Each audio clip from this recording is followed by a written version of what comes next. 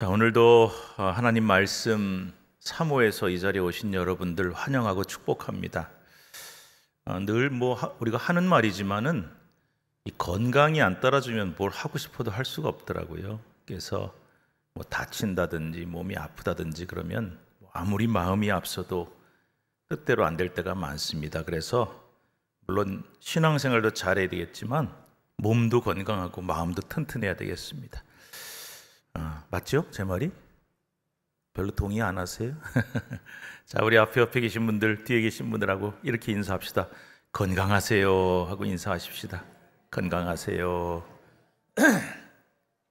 자, 오늘 주제는요, 복수입니다. 복수. 사실 설교할 때 복수 얘기하는 거 쉽지 않잖아요. 그런데 이게 산상수훈에 나오니까 오늘 우리가 다루게 됐는데, 이게 참 복수라는 문제가 인류 역사상 굉장히 중요한 문제예요. 왜냐하면 살다 보면은 늘 사람끼리 좋게만 지낼 수 없잖아요. 나한테 해코지 하는 사람도 있고, 나를 해치려는 사람도 있고, 나도 또 어떻게 보면 남에게 아픔이나 피해를 줄 수 있고. 이거 어떻게 되갚아주지? 이게 굉장히 중요한 문제죠. 인류 역사상 가장 오래된 법전 중에 아마 세계사 시간에 배운 거 기억나신 분들은 굉장히 기억력 좋은 분들인데, 함무라비 법전이라는 게 있어요. 함무라비 법전. 제가 역사를 굉장히 좋아해가지고 세계사나 국사 때 배웠던 것 중에 상당히 오래 기억을 하고 있었는데, 신학교 가니까 함무라비 법전이 나와요. 신기하다. 거의 4,000년 전입니다. 4,000년 전에 바벨론, 우리가 너무 잘 알고 있는 이 바벨로니아 이 왕국이죠. 성경에 나오는 그 함무라비 왕이 만들었는데 282개 조가 되어 있는 법전이에요. 근데 여기 196조가 뭐냐면은 재밌어요. 만일 누가 눈을 멀게 하였으면 그의 눈을 멀게 한다, 이렇게 나와 있어요. 법전에. 누가 나를 이렇게 눈을 멀게 하면은 나도 그 사람 눈을 멀게 해라. 그래서 눈에는 눈으로, 이에는 이로 갚아라. 이거를 소위 이제 법적인 용어를 좀 쓰면은 동형보복법이라고 합니다. 말이 좀, 하여튼 법은 좀 말이 어려운 것 같아요. 그죠? 우리 판사들이 막 무슨 얘기하면 되게 말이 어렵다. 동형보복법 무슨 말인지는 아시겠죠? 한자 보시면 똑같은 방식, 형식으로 보복을 해라. 동형보복법이라고 그러는데, 요거를 또 좀 전문적인 용어로 탈리오법이라고 그래요. 탈리오법. 자, 탈리오라고 하는 낱말이 이게 라틴어인데요, 동일, 동등이란 뜻이에요. 그래서 동형보복법을 탈리오법이라 그러는데 똑같이 갚아줘라 이거예요. 그래가지고 함무라비 법전부터 로마의 법이란, 고대 그리스의 법, 로마의 법 전부 다 이게 근간이 뭐냐면은, 법 정신이 뭐냐면은 가해자가 피해자와 똑같은 해를 입도록 벌을 줘라. 이 동형보복법이라는 거예요. 근데 이게 여러분 많이 들어보신 얘기 같을 거예요. 구약에도 나옵니다. 출애굽기 21장 23절부터 25절, 그리고 레위기 24장 20절, 신명기 19장 21절. 거의 비슷해요. 자, 한번 읽어봅시다. 출애굽기 21장 시작. 그러나 다른 해가 있으면 갚되 생명은 생명으로, 눈은 눈으로, 이는 이로, 손은 손으로, 발은 발로, 된 것은 된 것으로, 상하게 한 것은 상함으로, 때린 것은 때림으로 갚을지니라. 무슨 말인지 아시겠죠? 세대 때리면 너도 세대 때려줘라. 예. 이게 이제 전형적인 탈리오법, 동형복수법인데, 자, 한번 이제 상상해 봅시다. 만약에 우리가 구약 시대에 살고 있고 구약의 율법대로 하고 있다면은 복수가 허락된 거잖아요. 그죠? 그러니까 누가 내 눈을 탁 다치게 하면은, 좀 딴 얘기 하겠습니다. 제가 눈이 이렇게 퍼러니까 성도님들이 걱정하셔가지고 눈 안 다치셨냐 그랬는데, 사실은 여기 부딪혔거든요. 혹이 났는데 이게 내려와서 그렇지 눈은 괜찮아요. 근데 참 지나고 보니까 하나님의 은혜인 게, 부딪힐 때 눈 부딪혔으면 정말 큰일 날 뻔했죠. 근데 누가 나를 예를 들어서 딱 때려가지고 눈을 다치게 했으면 나도 똑같이 눈 다치게 해주고, 누가 내 손을 딱 부러뜨리면 나도 그 사람 손 부러뜨려주고, 누가 재산상에 손해를 입히면 똑같은 재산상인 걸 뺏어오고, 누가 내 형제를 죽였다 그러면 나도 그 형제 죽이면 된다는 거예요. 되게 통쾌한 복수처럼 보이죠? 그러나 만약에 오늘날도 이런 법이 그대로 있다면 얼마나 큰 혼란이 오겠습니까? 너도 나도 복수하겠다면서 막 때리고 부러뜨리고 빼앗고 죽이고 그럴 테니까 이 사회가 얼마나 혼란스럽겠습니까? 물론 사람들 중에 그런 얘기예요. 아니, 내가 당했으면 똑같이 복수해줘야 되는 거 아니야? 그래야 속이 시원하고 내가 고통당하고 손해본 만큼 그자도 똑같이 당해봐야 공평한 것이다 라고 주장하는 사람도 있을지 모르겠어요.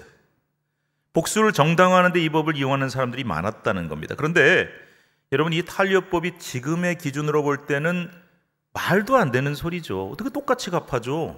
그럼 사회가 뭐가 돼? 그런데 이 법 정신은 굉장히 공평성과 공정성을 지키기 위해서 나온 것이란 말이에요. 그러니까 어떤 사람이 죄를 지었는데 그 정당한 벌 이상의 더 잔인하고 더 지나친 보복을 하지 못하도록 만드는 거죠. 이를테면 내가 실수로 남의 눈을 어떻게 다치게 해서 한 눈을 못 보게 했으면은 복수한답시고 그 사람 너는 배로 당해봐 그리고 두 눈을 다 멀게 한다든지 말이에요. 이가 하나 부러졌는데 그냥 이를 다 뽑아버리겠다 이러면은 안 되잖아요. 그래서 그걸 막으려고 사실은 이 법을 만든 거거든요. 자, 창세기 4장 23절에 가인의 후손입니다. 가인의 후손, 살인자 가인의 후손인 라멕이라는 사람이 아내들에게 한 말이 나와요. 아주 재미있는 말입니다. 4장 23절 읽읍시다. 라멕이 아내들에게 이르되 아다와 실라여 내 목소리를 들으라. 라멕의 아내들이여 내 말을 들으라. 나의 상처로 말미암아 내가 사람을 죽였고 나의 상함으로 말미암아 소년을 죽였도다. 이게 무슨 말인지 아세요? 요즘 말로 치면 나 건드리지 마, 죽어, 이런 얘기예요. 그런데 이게 뭐냐면은 누가 나한테 나를 창으로 말이죠, 상처를 입히든지 나를 다치게 하면 나는 그 사람 죽여버렸다 이거예요. 내가 상처 입히면 나는 몇 배로 더 심한 복수를 하겠다. 까불지 마, 덤비지 마, 건드리지 마, 이런 뜻이에요. 위협적인 말이에요. 그런데 탄류법이 바로 이런 것을 방지하기 위해서 만들어진 법이라는 거예요. 그러니까 누가 내 눈을 상하게 하면 나도 똑같이 해주고 그래야지 더 이상의 보복, 잔인한 보복은 하지 말란 뜻이에요.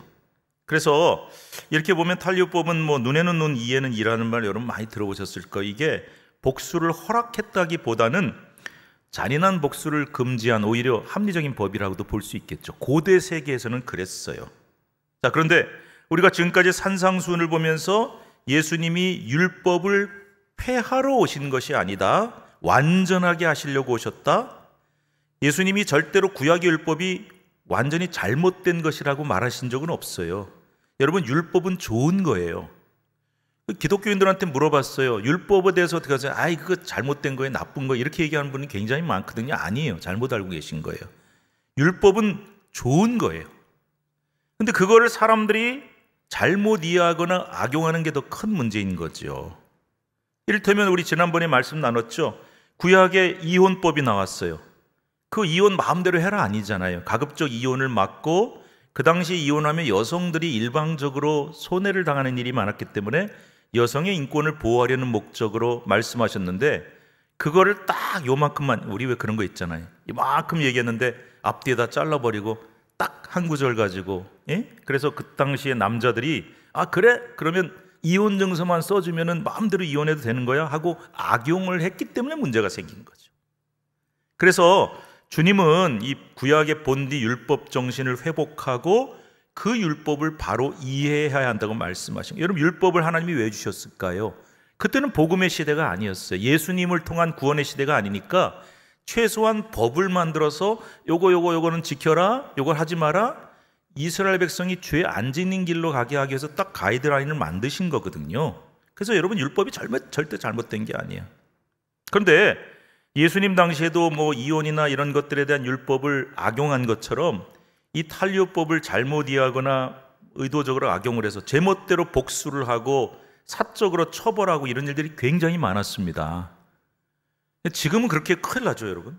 만약에 누가 나한테 피해를 끼치거나 내가 사랑하는 사람을 해쳤는데 그래? 나도 그럼 똑같이 복수해주지. 그럼 여러분, 큰 죄가 됩니다. 내가 당했는데 당연하지가 안 돼요. 근데 그때는 그런 일이 너무 많으니까 율법을 그런 식으로 잘못 사용하지 마라고 말씀하신 거예요. 여러분, 서부 영화 보신 적 있을 겁니다. 막 총 들고 다니죠, 그때. 며칠 전에 뉴스 보니까 미국에 총기 사고가 그렇게 많이 일어나잖아요. 뉴스에 맨날 나오잖아요. 뭐 몇 명이 죽고 몇십 명 죽고. 근데 총을 없애지를 못하는 거예요. 미국은 그 정당한 방법만 있으면 총 사는 거 아무 지장 없습니다. 근데 누가 그러더군요. 대한민국 그러면 아마 3분의 2쯤은 다 죽을 거라고요. 대한민국 사람들은. 근데 그게 헌법에 명시가 돼 있어요. 미국 헌법에 서부 시대부터 총을 가지는 것을 자유롭게 어떤 시민의 자유로 보는 헌법이 있거든요. 그래서 못 없애는 헌법 바꿔야 돼요. 근데 서부 개척사에 보면은 살인자에 대한 처벌이 그때도 있었어요. 그런데 가문들끼리 서로 사적인 복수하는 게 당연히 여겨진 때가 있었어요. 그래서 여러분 서부 영화에 보면 어떤 내용 나옵니까? 황야의 총잡이가 나오잖아요. 그래서 내 부모나 형제나 친구를 죽이면 원수를 갚기 위해서 막 딱 연습해가지고 총 가지고 나가서 막 쏴가지고 죽이고 막 둘이 서가지고 말이죠. 1대1 대결하고 되게 멋있게 나오죠. 근데 여러분 실제 역사를 보면은 결투하다가 죽은 형제 복수를 하려고 이쪽 형제들이 너 내 동생 죽였어, 내 형 죽였어. 그래서 저쪽에 가서 저쪽 형제를 싹 죽이고 또 그러면 또 저쪽 형제들이 또 이를 갈다가 이제 준비를 해가지고 또 이쪽 형제들 죽이고 그러면서 결국 그 두 집안이 다 몰살을 당하는 일들이 역사에 나와 있어요. 두 집안이 다 죽는 거예요. 다 죽을 때까지 싸우는 거예요. 그래서 복수라는 게 얼마나 무서운 악순환을 되풀이하는지 우리가 알 수가 있죠. 자, 이와 같이 복수란 무섭고 파괴적인 것이고 결코 끝나지 않는 악순환인 것을 우리가 알 수 있는데 그래서 여러분 가급적이면 사적인 복수를 막고 공정하게 법을 집행하려는 의도가 이 탈리오법에 들어있는데 주님은 거기에서 한 단계 더 나가셔서 이 탈리오법 눈에는 눈, 이해는 이해 정신대로 해야지 그 문자대로 해가지고 그대로 갚아주 이렇게 하지 말라고 말씀하시는 거예요. 그래서 예수님은 그 법회를 그대로 지키고 법의 정신을 회복하는 것을 만족하는 게 아니라 더 엄격하게 지금까지 우리 산상순을 그렇게 봤잖아요. 옛사람은 이렇게 말했지만 나는 너에게 말하노니. 자, 이게 바로 39절 이하의 말씀인데요. 여러분 성경 보시면 39절부터 뭐라고 말씀하냐면은 악한 자를 대적하지 마라 그랬어요. 자, 일반적으로 악한 자, 내 원수 나에게 해를 끼치거나 손해 입힌 사람한테 대적하고 보복하는 게 세상의 원리인데 주님은 그들에게 대적하지 말라고 가르치신 거죠. 그러면 대적 안 하고 어떻게 하라는 거예요? 참 신기한 얘기를 하시는데요. 대적하는 거, 복수하는 것보다 오히려 상대방이 요구하는 것보다 더 해줘라. 아주 신기한 말씀을 하십니다. 구체적으로 어떻게 하라 그러냐? 4가지의 예를 들고 있어요, 주님이. 자, 4가지 예입니다. 첫째, 나에게 폭력이나 해를 가하는 사람한테는 어떻게 대응해야 될까? 누가 날 때렸어요. 나한테 어떤 해를 끼쳤어요. 자, 어떻게 하면 될까? 39절. 예, 뒷부분입니다. 같이 읽어봅시다. 누구든지 내 오른쪽 뺨을 치거든 왼편도 돌려대며. 여러분 누가 내 오른쪽 뺨을 딱 때렸는데 여기도 때려 그러실 수 있으세요? 저는 못할 것 같은데. 여러분 한번 보세요. 우리 보통 오른손잡이 많으시죠? 왼손잡이도 계시겠지만은 근데 오른손잡이가 상상만 하세요. 상상만. 상대방 뺨을 딱 때렸어요. 한번 해볼까요? 옆에 있는 사람하고. 그냥 옆 사람하고 이제 하여튼 뭐 그러지 맙시다. 또 괜히 또 이러다 싸움 난다. 그냥 상상만 해보세요. 머릿속에. 내가 옆 사람을 오른손으로 딱 뺨을 때렸어요. 그러면 그 사람은 어느 쪽 뺨을 맞게 되죠? 왼쪽이죠? 잘 이해가 안 가십니까? 오늘 집에 가서 한번 연습해 보세요. 오른손으로 딱 때리면은 왼쪽 뺨을 맞게 되죠. 그럼 왼쪽 뺨이 아파야 되죠. 근데 이상하죠. 여러분 이상하게 생긴 사람, 생각하는 사람 한 명도 없었겠지만 예수님이 이렇게 말씀하셨어요. 누구든지 내 오른편 뺨을 치거든. 왜 오른쪽이죠? 오른쪽이죠? 그래서 그러면 이거 아니면 왼손잡이가 때렸나? 그건 아니고요. 그래서 이게 무슨 상황이냐면은 이렇게 때린 게 아니라 손등으로 때린 거예요. 손등으로 이렇게. 이거 참 연습해 볼 수도 없고. 그러니까 이렇게 손바닥으로 정상적으로 때리면 상대방은 왼쪽 뺨을 맞는 거지만 이렇게 반대로 손등으로 때려서 상대방이 오른쪽 뺨을 맞게 하는 거죠. 이게 잘 상상이 안 가시는데 뭐냐면은 특히 서양 사람들이 그런데요. 동서양을 막론하고 손등으로 뺨을 때리잖아요. 그럼 덜 아프겠죠?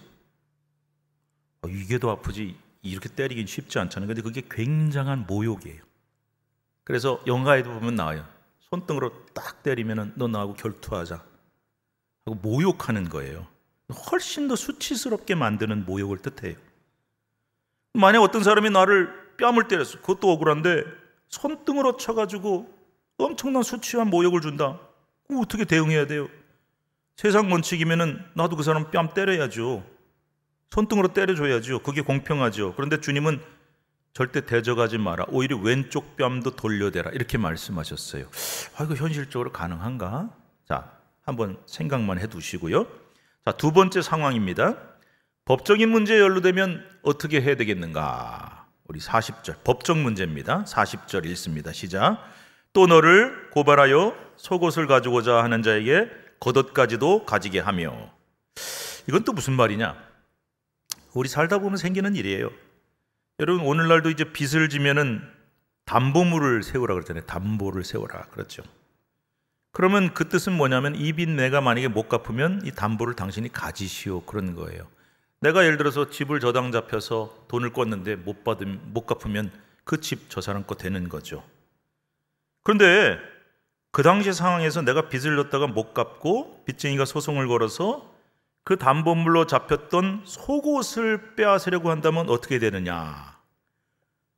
요즘 같으면 속옷 주지요. 뭐 속옷 집에 또 있는데 뭐 속옷 하나만 평생 입는 분은 없잖아요. 그런데 그때는 그게 아닌 거예요. 송사에 지는 것도 억울한데 그 당시에 속옷은 가장 중요한 재산 중에 하나였습니다. 속옷 그러면 이렇게 제일 기본 입는 거 그거 생각하지 마시고요. 그때는 그런 개념이 없었으니까 보통 속에 이렇게 옷을 하나 입고 그 다음에 겉옷을 입는 형태이기 때문에 속옷, 겉옷.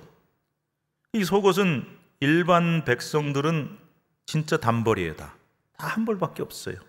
겉옷도 마찬가지 이렇게 입고 다니다가 여러분 중에 아무리 가난해도 겉옷 하나밖에 없는 분은 없을 거 아니에요. 근데 그때는 딱 하나 입고 다니다가 또 밤에 집에 가면은 덮고 자는 이불이에요. 이불이 따로 있질 않았어요. 그만큼 가난하고. 그러니까 이게 겉옷이나 속옷이나 하나밖에 없는데 그거를 이제 뺏겼어요, 내가.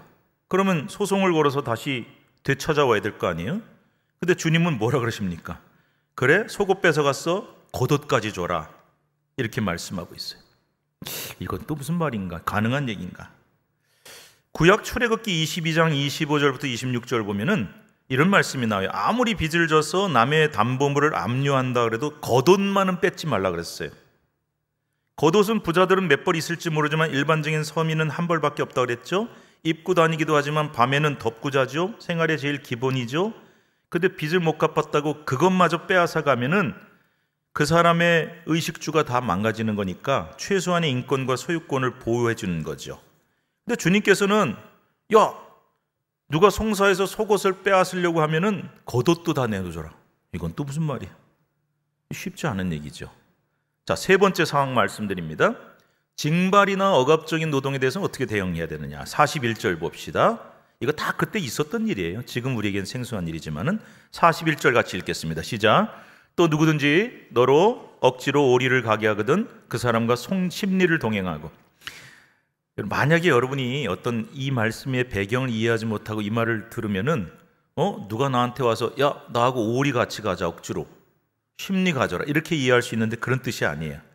배경을 알아야 제대로 이해할 수 있는 말인데 그 당시가 이스라엘이 로마의 식민지였잖아요. 로마 식민지를 지배하는 로마군이 수비대가 권리가 있어요. 법적으로. 식민지 민간인들을 언제든지 차출할 수 있어요. 그래서 너 내 길 안내해. 그럼 가야 돼요. 아니면 너 이거 지고 가 대신에. 나 무거우니까. 그러면 지고 가야 돼요. 본인의 의사와 상관없이 징발을 하는 거죠. 우리도 그런 역사가 있었잖아요. 식민지의 아픔이 있었잖아요. 일제시대 때 우리나라 사람들 억지로 잡아다가 징용도 끌고 가고 군 위안부도 끌고 가고 그런 일 당했잖아요. 억울한 일. 자, 구레네 시몬 아시죠? 아십니까? 예수님이 십자가 달리실 때 그걸 끌고 이제 올라가. 그러니까 이제 이 십자가 처형을 당하는 죄수는 참 우리가 아는 것처럼 일반적으로 십자가 달리는 거로 끝나는 게 아니에요. 달리기 전에 온갖 모욕과 채찍질을 당하면서 거의 몸이 너덜너덜해서 거의 죽음 상태예요.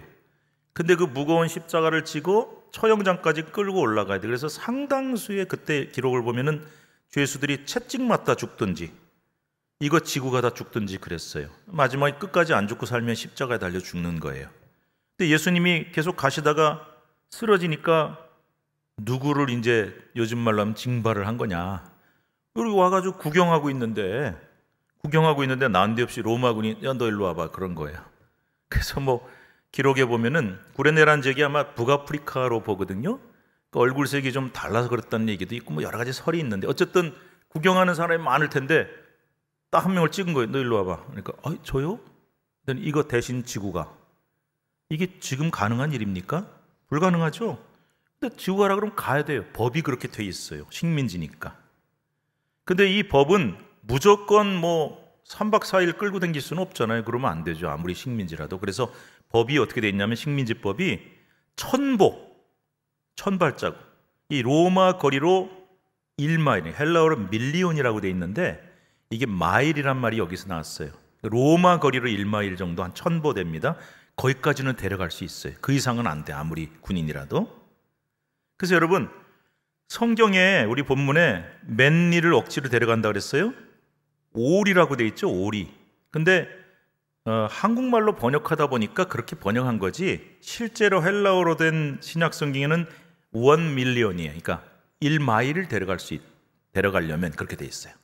로마 거리로 1마일. 그러니까 이 말은 무슨 말이냐면은 누가 어떤 원수나 뭐 이런 사람들이 너한테 법적 허용치인 1마일을 너 억지로 이거 들고 와 하면 몇 배 가주래요? 2마일, 심리가 2마일이니까 2배를 가주라고 한 거예요. 자, 우리가 일반적으로 이런 일이 생기면 어떻게 해야 됩니까? 뭐 어떻게든지 안 끌려가려고 애쓰고 할 수 없이 끌려가더라도 이를 갈겠죠. 아유, 내가 식민지 백성이라 이렇게 억울한 일을 당하는구나. 똑같이 너한테 언젠가 내가 복수하겠다. 우리가 일본하고 관계가 참 어렵습니다. 지금도 잘 지내는 것 같다가도 못 지내는 것 같다가도. 근데 우리 안에도 그런 감정이 있거든요. 이게 우리가 당해봤잖아요. 그러니까 똑같이 이제 내가 나중에 더 힘길러 가지고 그냥 갚아주겠다 이렇게 되는 거 아니에요? 다짐하죠. 그런데 주님은 다짐하지 말고 대적하지 말고 가자라는 대로보다 2배로 가져라 이렇게 말씀하시고, 이건 또 무슨 말일까요? 가능한 일일까요? 자, 마지막 네 번째 상황이 나옵니다. 부채 문제입니다. 빚 졌을 때. 자, 42절 말씀 읽읍시다. 시작. 내게 구하는 자에게 주며 내게 꾸고자 하는 자에게 거절하지 말라. 누가 난데 없이 와서 나한테 뭘 달라 그래? 돈 꿔달라 그래. 여러분 어떻게 하실까요? 어떻게 하면 좋겠습니까? 가급적 피하시기 바랍니다. 예. 돈 꿔달라 그랬는데 다 꿔주면 큰일 나죠. 그래서 제가 가끔 그런 얘기 해요. 이 담보 잡히는 거나 보증서 주는 거 하지 말라 그래요. 뭐 정말 어쩔 수 없는 경우 있겠지만 제가 그것 때문에 가정이 어려워지는 일을 너무 많이 봤거든요. 우리 남편이 너무 착해요. 그거 착한 거 아니에요, 여러분. 예. 그런 거를 손해보면 안 되는데 그런 일 있으면 이제 가급적 피해야 돼요. 돈 꿔줬다 떼먹으면 어떻게 해요? 그리고 꿔달라는 사람이 뭐 평상시에 나하고 친하든지 사이가 좋은 사람이면 홀 모르겠지만은 그것도 아니야. 그럼 당연히 핑계대서라도 피해되죠? 친한 사람이라도 꿔주기 전에 우리가 생각도 해봐야 되고, 뭐 베풀어준 게 있는 사람이면 좀 생각해 볼 문제지만은 아무도 이유도 없다고 꿔달라 그러면 꿔주겠어요. 근데 주님이 뭐라냐? 꿔주래요. 거절하지 말래요. 목사님, 그러면 담보도 서주고 보증도 서줘야 되네요. 그런 뜻일까요? 이건 또 무슨 말일까요? 자, 지금까지 네 가지 예를 주님이 드셨는데 오늘날에는 생소하지만 그 당시로서는 너무나 일상생활에 자주 일어나는 일이었어요. 자, 이거를 제가 정리해 보겠습니다. 근거 없는 폭력을 당할 때, 소송을 당할 때, 그리고 징용처럼 억지로 끌려가서 일을 하게 될 때, 그리고 부채, 빚 문제 등등에 어떻게 대응할지를 말씀해 준 거예요. 자, 봅시다. 옛사람의 법에 의하면 분노해야 돼요. 저항해야 돼요. 그대로 복수해줘야 이게 당연해요. 근데 주님은 분노하지 말고 복수하지 말고 오히려 곱하기 2로 해줘라 이렇게 말씀하신 거예요. 쉽지 않죠? 오른뺨을 치면 왼뺨을 갖다 대라. 속옷 뺏으려고 그러면 겉옷도 줘라. 오리 가자 그러면 심리 가져라. 꿔달라면 더 많이 꿔줘라. 왜 주님이 이런 말씀을 도대체 하셨을까? 사실은 산상수훈에서 제일 어려운 문제 중에 하나입니다. 그 이유가 43절부터 48절에 나오는데 이 내용이 앞의 내용하고 얼핏 보면 상관없는 것 같은데 연결이 돼 있어요. 자, 43절에 이렇게 돼 있습니다. 세상의 법은, 구약의 법은 내 이웃을 사랑하고 내 원수를 미워하라고 말씀하고 있다. 자, 한번 여러분 이해하셨는지 묻겠습니다. 내 이웃은 어떻게 하라고요?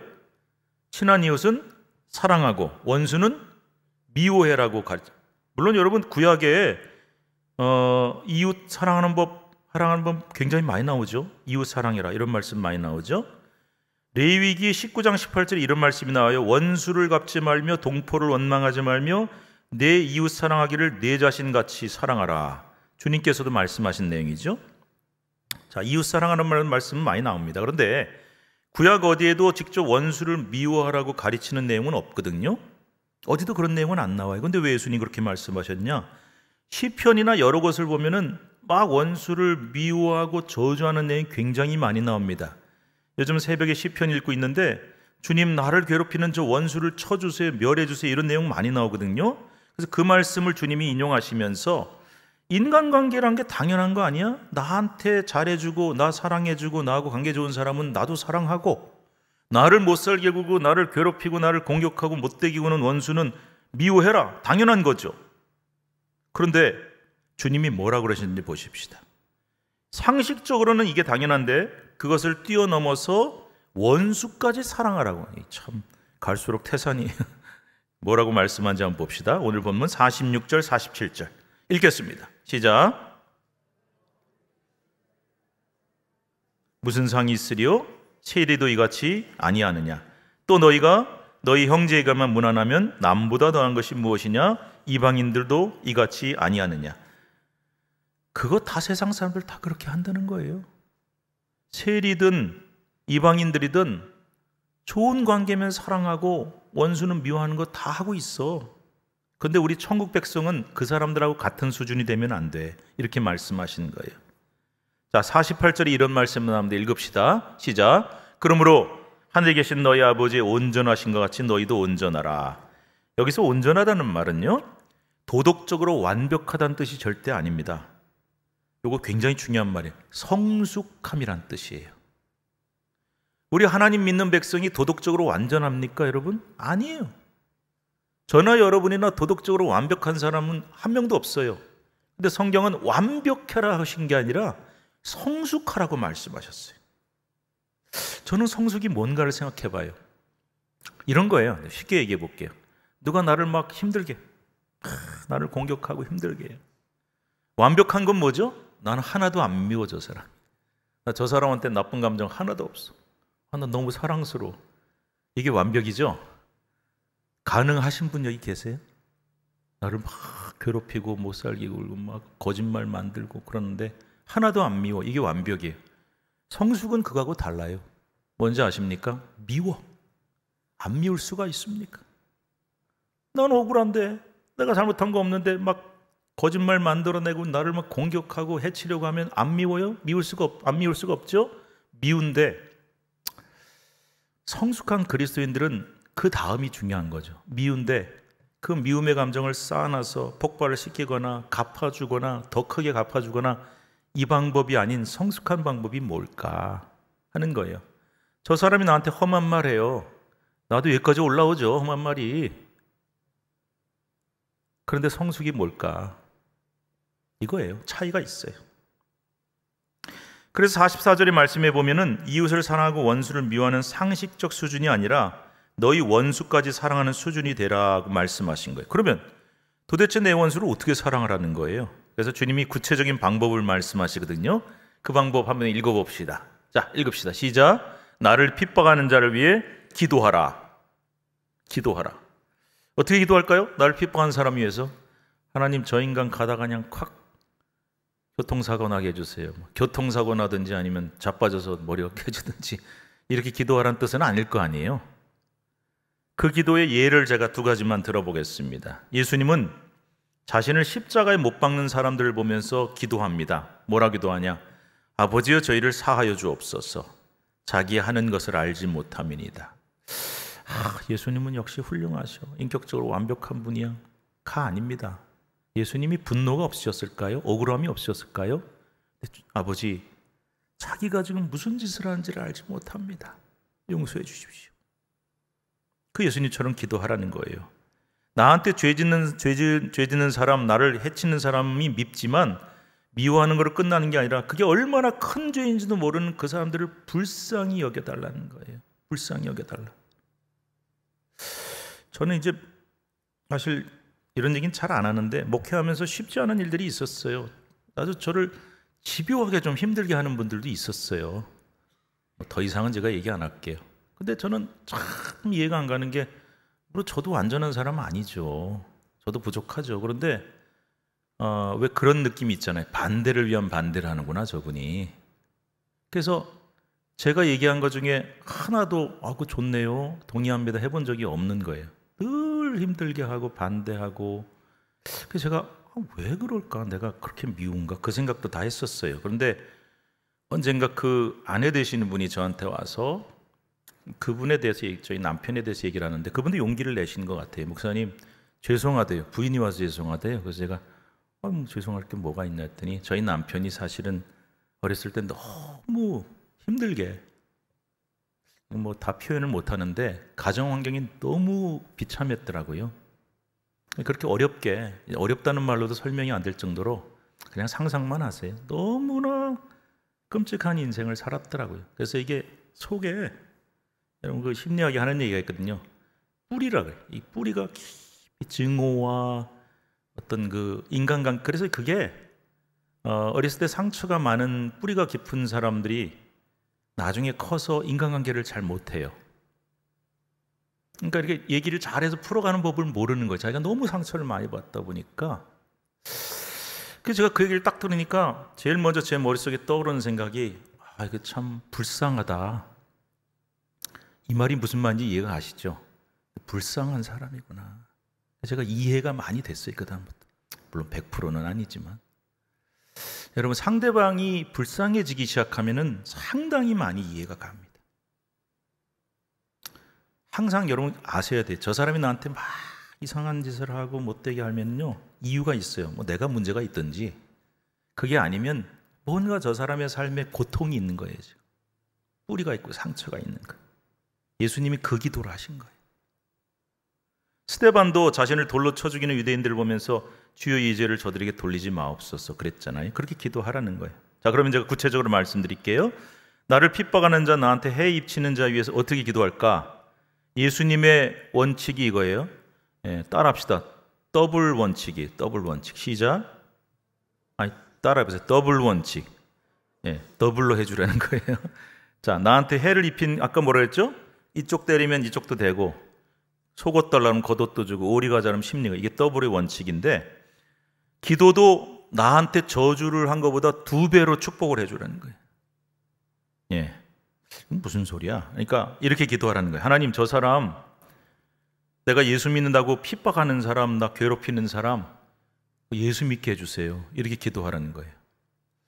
여러분, 이런 기도 해보셨을 거예요. 가끔 이제 남편이 막 핍박을 하고, 교회 다닌다고 부모가 핍박하고 그러면요, 그냥 저 사람 어떻게 해달라, 그게 없어지게 해달라, 그렇게 하면 안 되고 예수 믿게 해달라고 기도하세요. 그런데 이거는 1배짜리 기도고 2배짜리 축복 기도가 뭔지 제가 말씀드려 볼게요. 2배짜리 축복 기도 뭐냐, 한번 보여줘 보세요. 이렇게 기도하시라는 거예요. 근데 또 순교하게 해달라니까 저 죽게 해달라, 그런 뜻이 아니고, 저 사람이 예수 믿는 정도가 아니라 그냥 아예 선교사 되게 해달라고. 순교란 말은 뺍시다. 말이 좀 이상하니까. 선교사 되게 해달라. 그러니까 여러분, 제가 이게 참, 여러분 웃으셨지만 더 세게, 상상도 못할 정도로 세게 기도하라는 거예요. 그래서 정말 저 사람이 나를 교회 다닌다고 핍박하는데 저 사람 교회 다니게 해주세요 정도로 하지 말고 몇 배로 기도해라. 아예 그냥 예수님한테 푹 빠져가지고 선교사도 되고 정말 예수한테 미친, 예수에게 미친 사람 되게 될, 그렇게 기도하라는 거예요. 여러분 이해하셨죠? 무슨 말인지.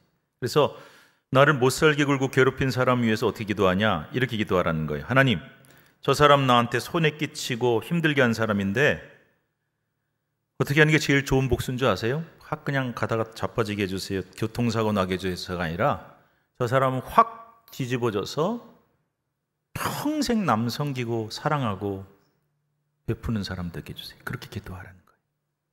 나를 핍박하고 어렵겠지만 저 사람은 그런 사람으로 뒤집어 놓아주세요. 파격적이지 않습니까, 여러분? 파격적이에요. 그 다음에 또 이런 기도도 있어요. 하나님, 저 사람 평생 남한테 좋은 일만 하고 선한 일만 하고 사는 사람 되게 해주세요. 하나님이 뒤집어 놓으시면 가능하니까. 이게 바로 여러분 2배 축복의 원칙이에요. 그게 아까 말씀드렸죠. 39절부터 42절까지 4가지 예가 있었죠. 오른뺨 대면 왼뺨 대라. 여기도 때려. 그게 아니라 그래, 내가 당하는데 너 하나님이 확 뒤집어 놓으시기를 바래.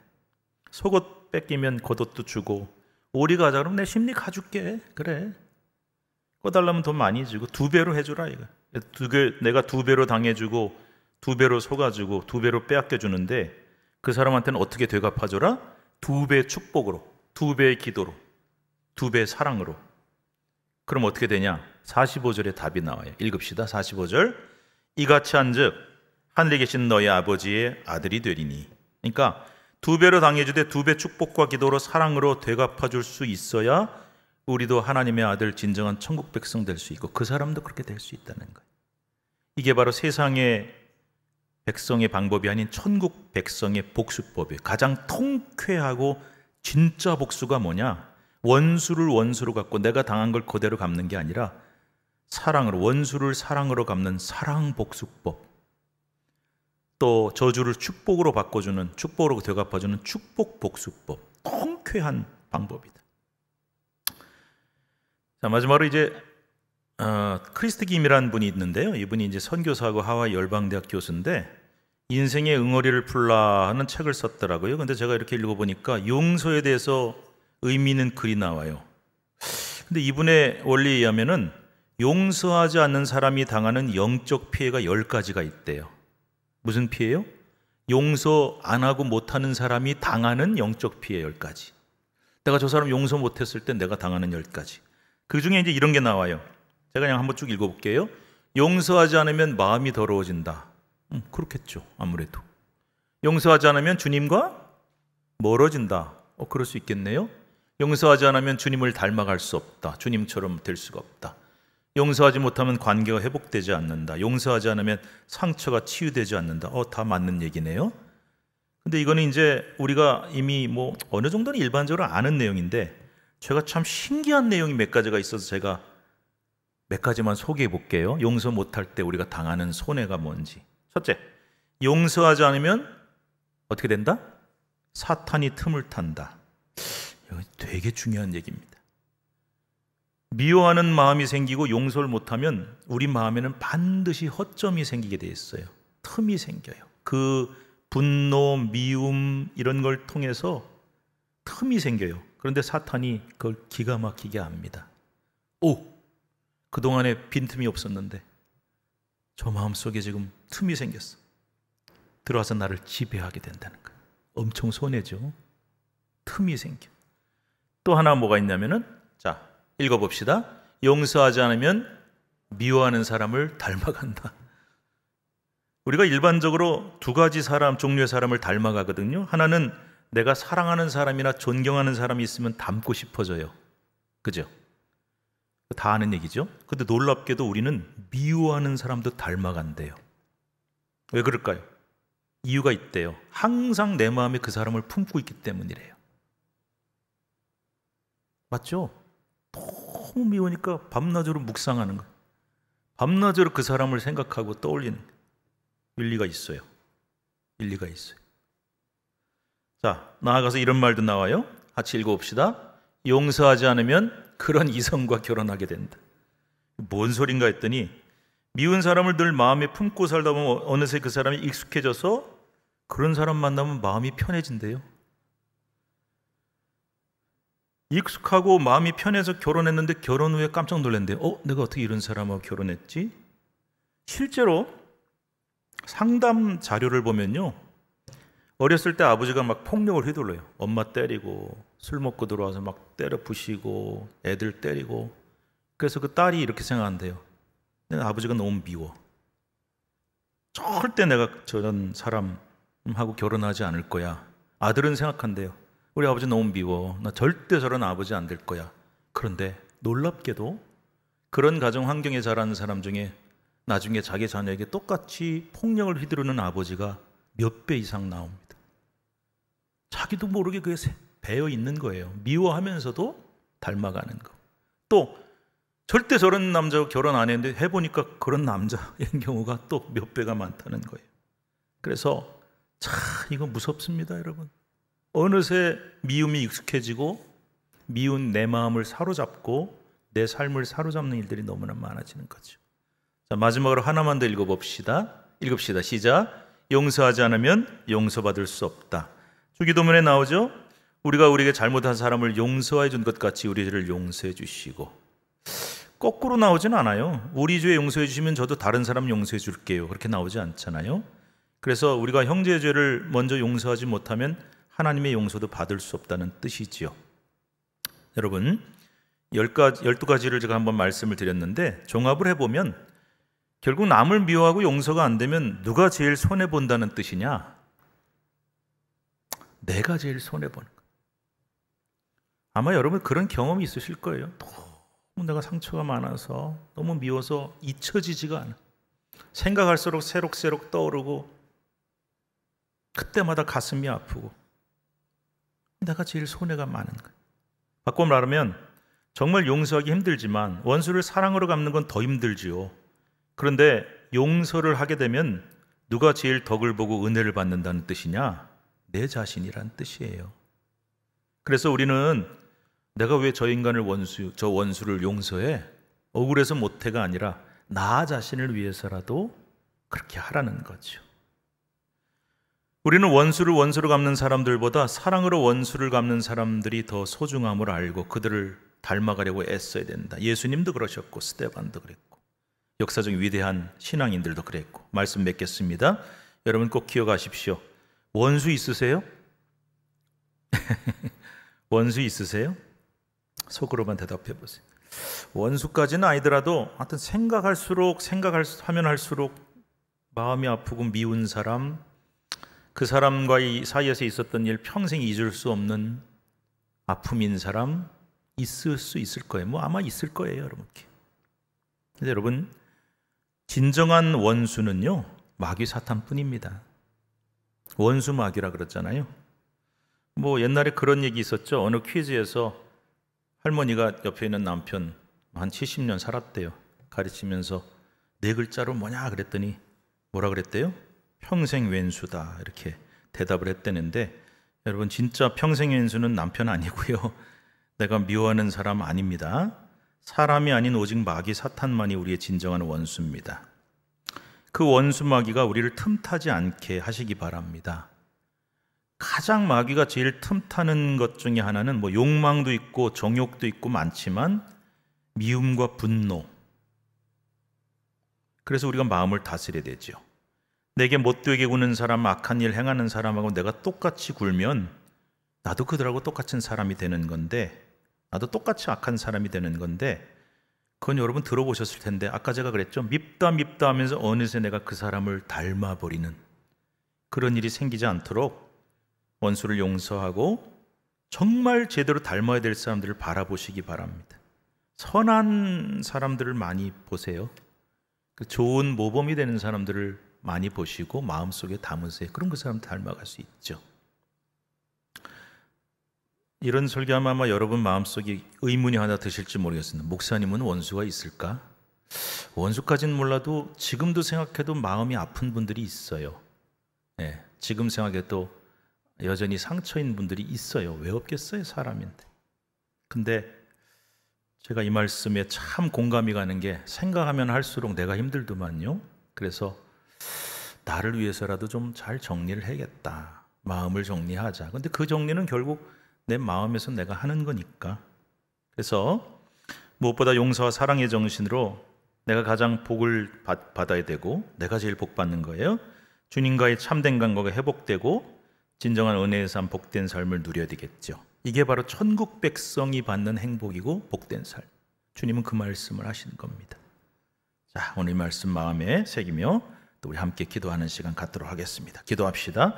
하나님 감사합니다. 오늘 천국 백성의 복수법, 세상 사람들은 똑같은 방법으로 되갚아주든지 몇 배로 갚아주든지 그래야 속이 시원하고 통쾌하다고 생각하는데, 그렇게 복수를 하고 나서 통쾌하고 마음의 짐이 다 해결되는 일을 못 봤습니다. 그게 진정한 방법이 아니었다는 뜻인데 주님은 오늘 도대체 무슨 뜻으로 이렇게 어려운 말씀을, 실천하기 어려운 말씀을 우리에게 주셨을까요? 주님은 우리를 사랑하시기 때문에 우리가 해방받기를 원하시는 것 같습니다. 네가 그 미움과 증오로부터 해방되라. 그 사람과 똑같은 사람이 되지 말고 닮지 말아라. 그 사람 마음속에 새기고 항상 상처를 후벼 파는 인생 되지 말고 너를 위해서라도 마귀에게 틈을 두지 말라. 이 말씀 기억하면서 인간관계가 어려워질 때마다 이 말씀 잘 실천할 수 있는 저희들 될 수 있도록 도와주시옵소서. 예수님의 이름으로 기도드립니다. 아멘.